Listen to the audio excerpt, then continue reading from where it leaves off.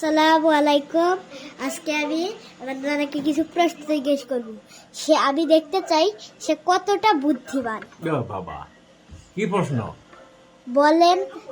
বলো তাহলে নানা, যে এমন কোন জিনিস যেটা কাঁচা খায়, পাকা খায়, আবার ফেলেও দেয়, আবার কুড়িয়েও খায়, কি সেটা? কাঁচা খায়, পাকা খায়। পাকা খায়, হ্যাঁ আবার কুড়িও খায়। হ্যাঁ। আমি তো বলতে পারবো না। তো এইটা জানো না? তাল।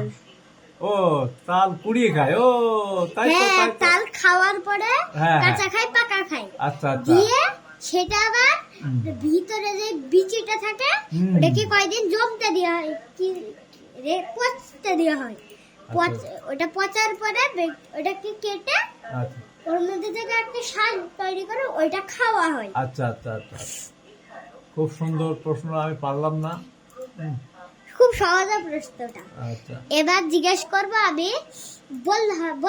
বলো, কোন জিনিস কাটার পরে বড় হয়? চুল। ঠিক।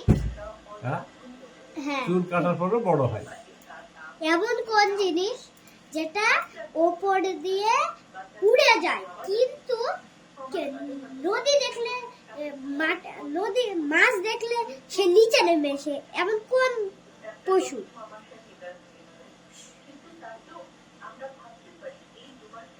ঈগল।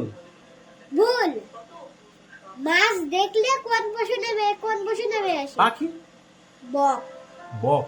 ও আচ্ছা, ও তো পশু না, তো পাখি। হ্যাঁ।